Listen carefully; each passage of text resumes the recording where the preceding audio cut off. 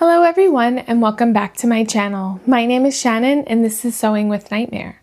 In today's video, I am going to be making some tops.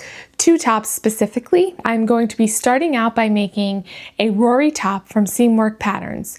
This is a really quick and easy pattern that can be done in just a few hours. It really only has a handful of seams and it has no darts. For this pattern, I am going to be using this cotton knit fabric that I've had in my stash for a really long time. So after that, I'm going to be making another pattern from Seamworks. It's called the Sorbetto top. This is a really easy pattern as well. It just has a couple of seams, a shoulder seam, side seams, and then it has an inverted box pleat down the front.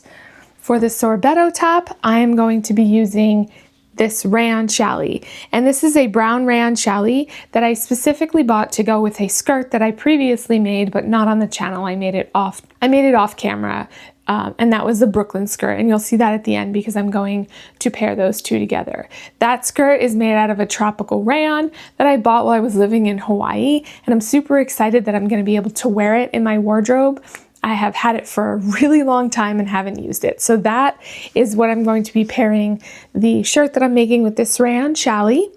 And this rayon challis I just recently bought. My concern with this is that it is a little bit see-through, and I'm hoping that I won't have to line it because I don't know what I'll use if I have to line it, because I don't really have anything in my stash that matches. So, all right, let's go get started and see how things go.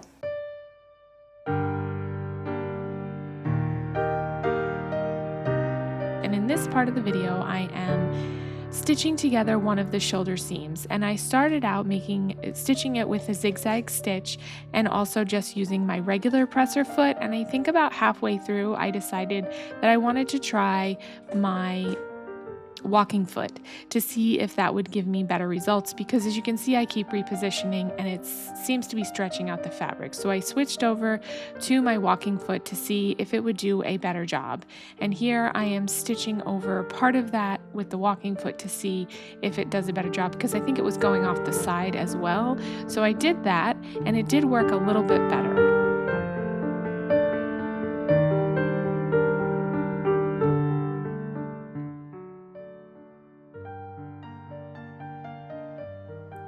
So here I am showing what my next step is. This is the front portion of the shirt and that's the back.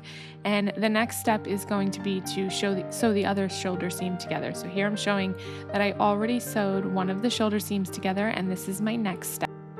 So in this clip, I'm sewing together the other shoulder seam using my walking foot, which I still felt like did a little bit of stretching out of the fabric. And next time I make this shirt, I'll probably try and use my serger and see if that does a better job.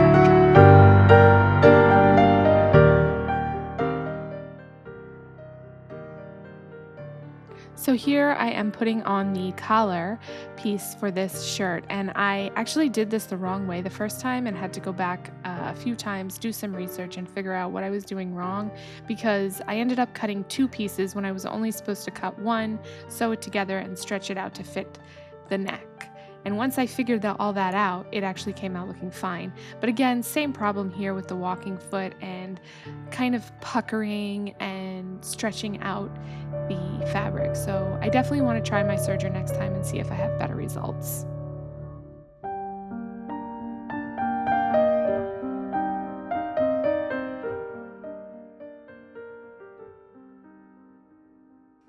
So in this clip, you can see that I have taken off the walking foot and I am doing these side seams without the walking foot, again to see if it made much of a difference. And like I said before, it really didn't feel like either method made it look any less stretched out on the seam.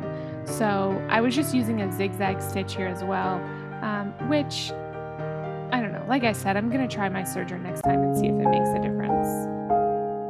So in this clip, I am finishing off the slit on the side where the ties go.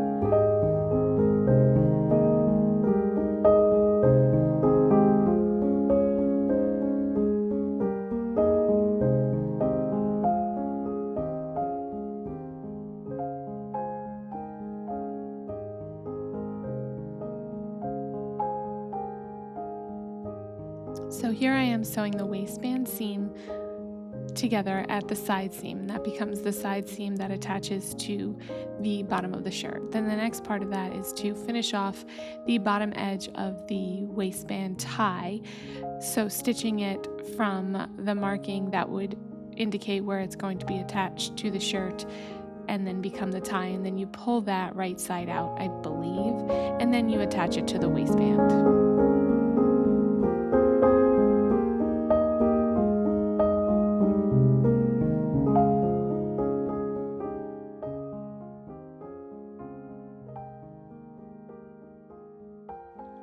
So here I am sewing in a gathering stitch all the way around the bottom waistband of the shirt. And that's to gather it down so that it will go into the waistband that I have just prepared.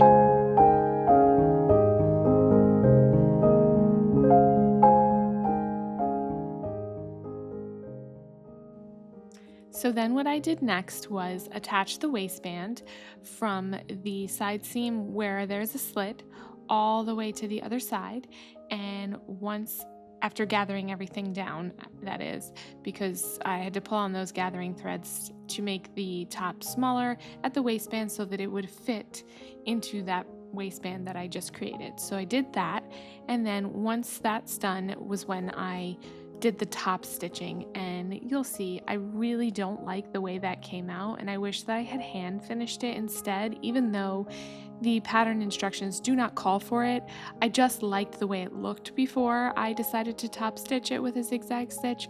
I just did not like how it ended up coming out. It's not going to stop me from wearing it, but I'm not really a big fan.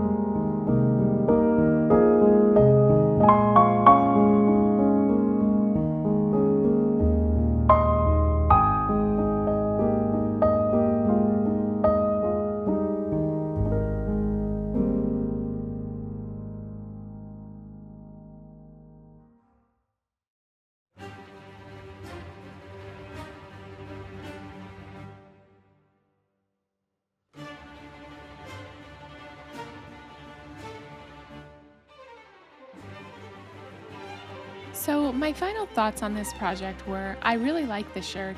I think that it came out pretty nice. It's a very easy project.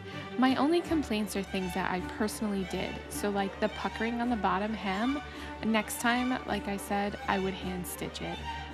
I also can't really raise up my arms here. As you can see, it is very short. I did end up lengthening the pattern because I'm not a big fan of really short shirts like this, so I can only wear this shirt with something that's high-waisted, such as this skirt, but it does look really good with this skirt. This was a super simple pattern that you could do in an afternoon or maybe a day, and it is definitely very beginner friendly.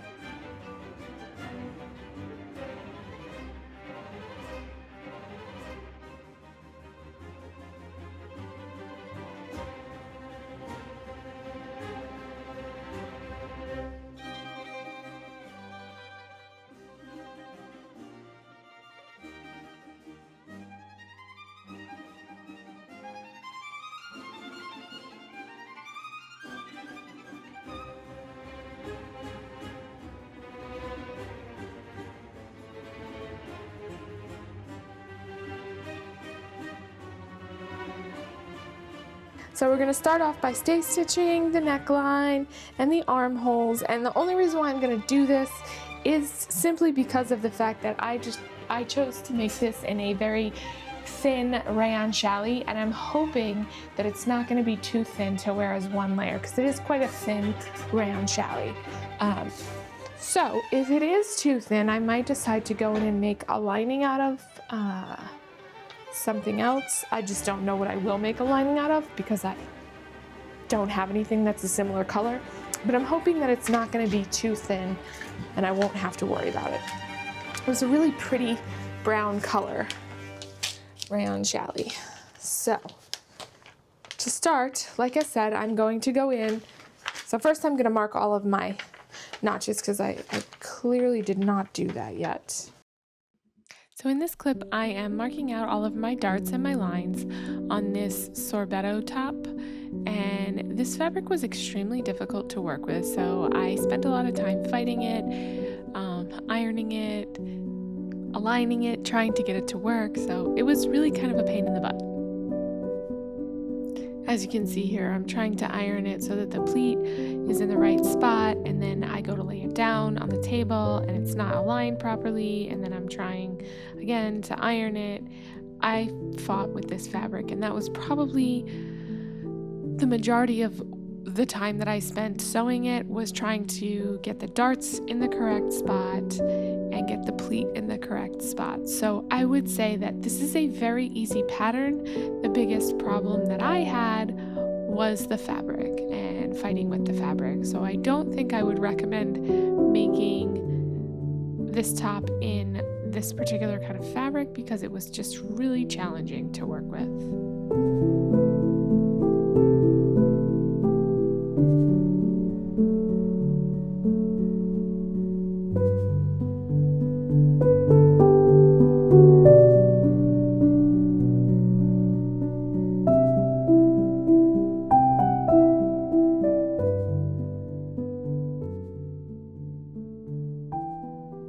And here you can see I finally decided to sew that front pleat, and I realized that I was doing it wrong. So I spent another like 10 minutes picking that out and then re-sewed that front box pleat, I believe it is, or inverted box pleat. I'm not 100% sure, but yeah, I definitely fought with this fabric hard.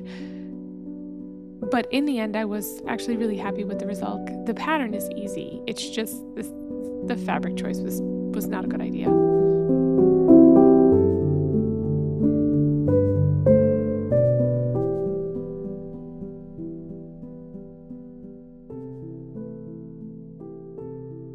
So here I'm sewing the box pleat in the correct way, according to the instructions, and then I press.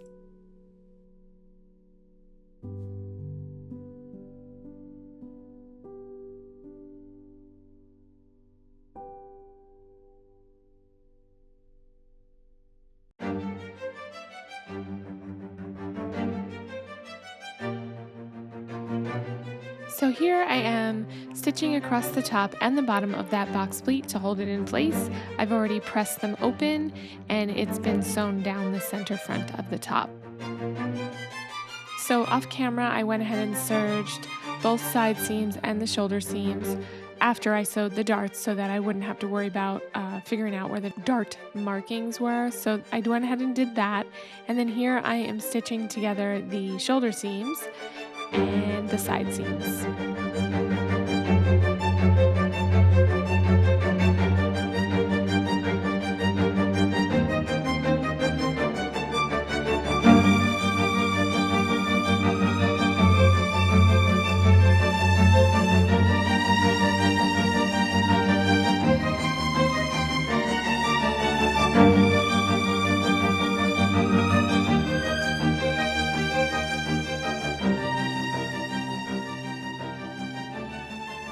Here I am putting in a gathering stitch around the top of the sleeve, so around the sleeve head, so that I can gather it down to fit inside of the arm's eye. Once that was done, I went ahead and serged the underarm seams, and then I sewed those two together.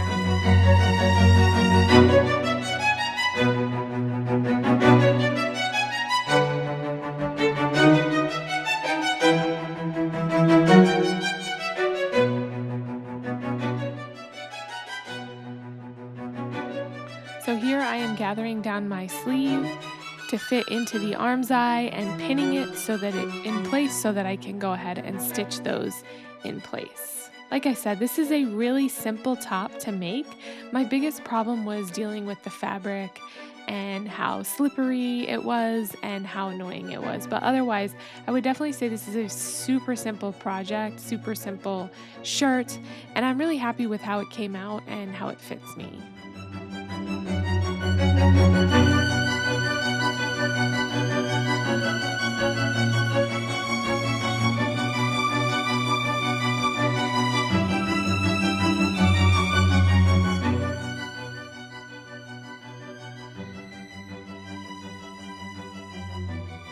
I'm just doing the other sleeve.